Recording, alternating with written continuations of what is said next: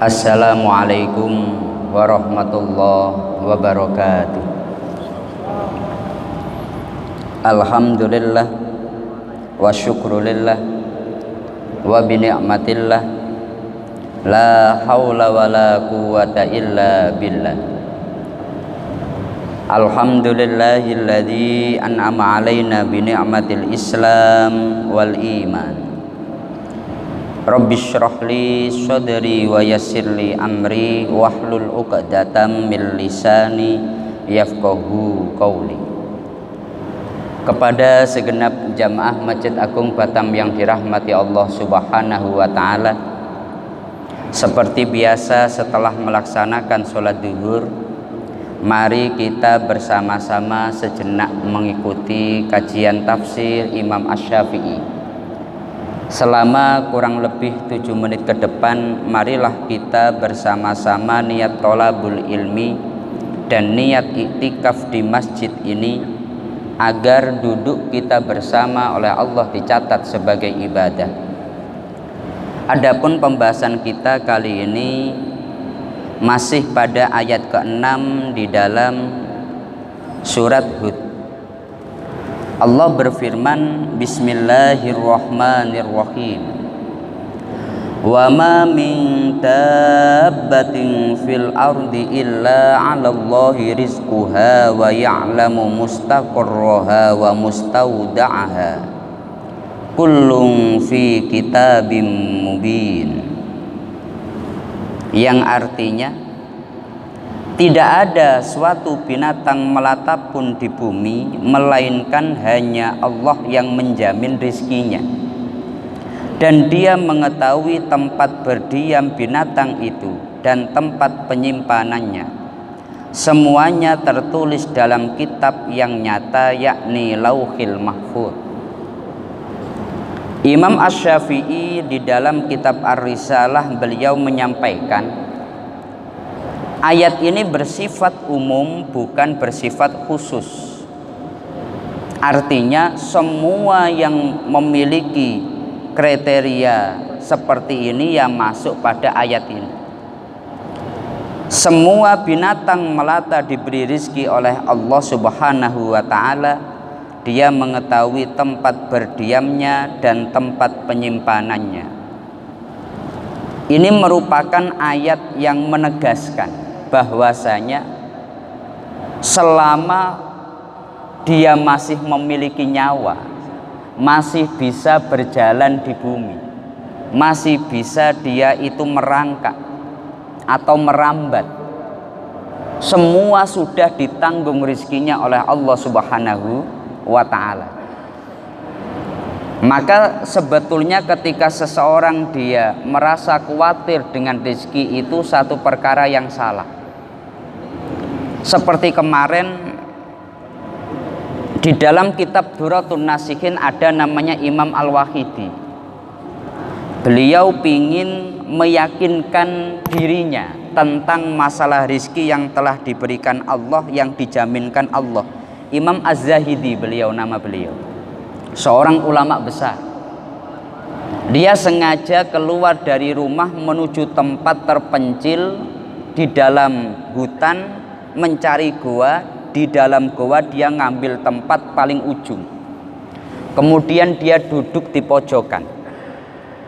Dia kemudian berkata, seandainya Allah sudah menetapkan rizki, meskipun aku berada di tempat terpencil ini, berada di dalam gua, dan aku hanya duduk di ujung, Allah pasti akan memberikannya. Dia sengaja ingin meyakinkan hatinya seperti itu. Kemudian itu datanglah hujan deras. Karena hujan deras, ada serombongan kafilah itu mencari tempat berteduh. Ketika mencari tempat berteduh, dilihatlah, loh ini ada gua. Seketika 3 orang yang melakukan perjalanan rombongan itu masuk di dalam gua. Ketika berada di dalam gua, kaget. Di ujung gua itu ada orang yang duduk dengan diam, nggak ngomong apa-apa. Seketika 3 orang itu merasa kasihan, mungkin karena hujan deras dan cuaca dingin, orang itu jadi membeku, nggak bisa berbuat apa-apa. Kita buatkan api unggun. Setelah dibuatkan api unggun, kemudian orang ini mungkin lapar. Diambillah sebagian bekal daripada 3 orang itu disodorkan. Ini makanlah. Imam Al-Waqidi beliau hanya diam saja, nggak mau menjawab, beliau hanya diam saja.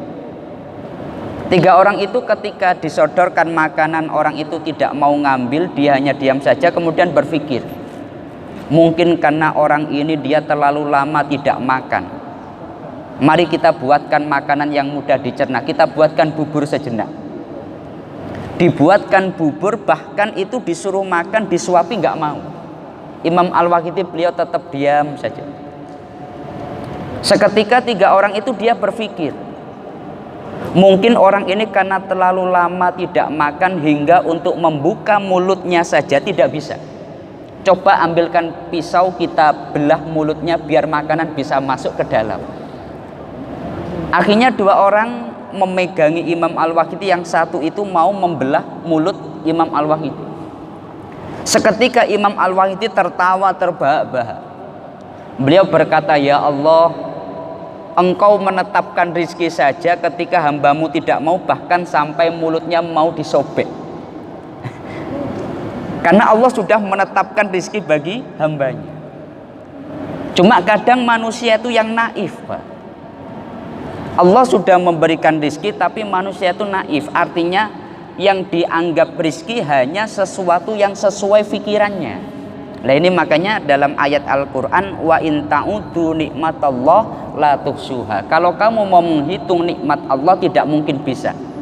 Karena kita cenderung yang kita anggap rizki itu sesuatu yang ada dalam keinginan kita.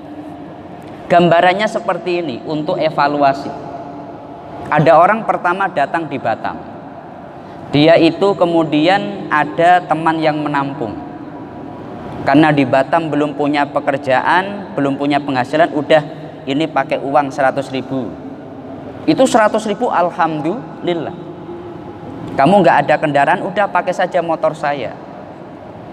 Temannya meminjamkan motor, sudah alhamdulillah.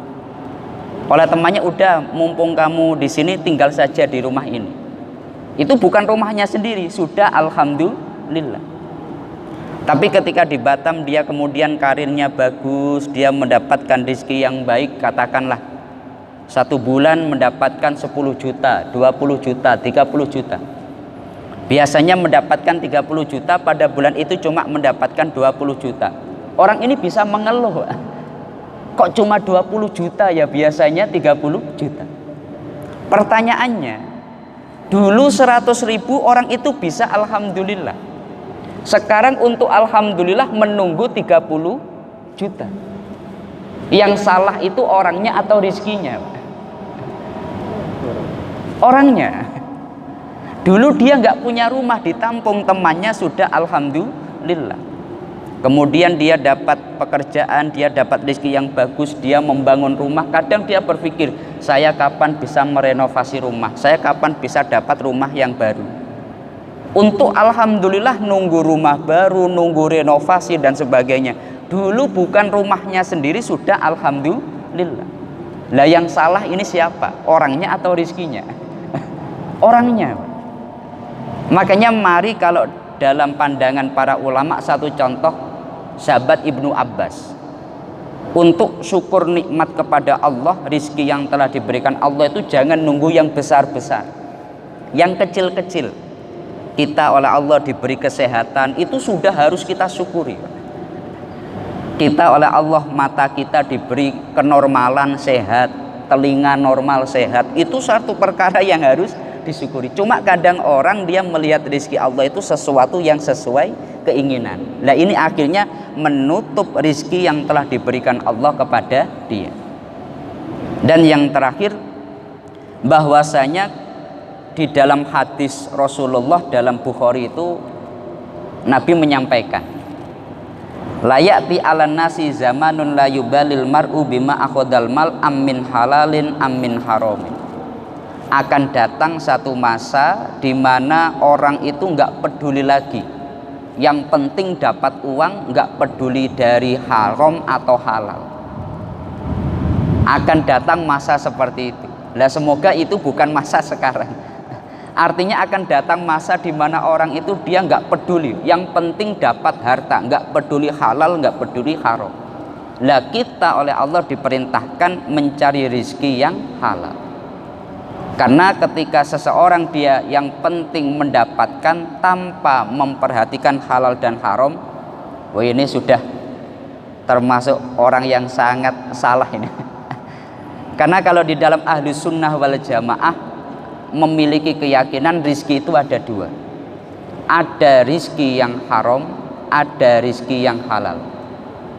Ketika di dalam tafsir Sawi dijelaskan kulu min thayyibati ma razaqnakum, di sana disebutkan ahli sunnah memiliki keyakinan rizki itu ada yang halal, ada yang haram. Nah tugas kita memohon kepada Allah ikhtiar bahwasanya kita semoga senantiasa diberi rizki yang halal dan kita ikhtiar senantiasa mencari rizki yang halal. Mungkin itu yang bisa kami sampaikan dalam kesempatan yang singkat ini. Kurang lebihnya dari kami mohon maaf. Akhirul qauli wallahul muwafiq ila aqwamit thoriq. Wassalamualaikum warahmatullahi wabarakatuh.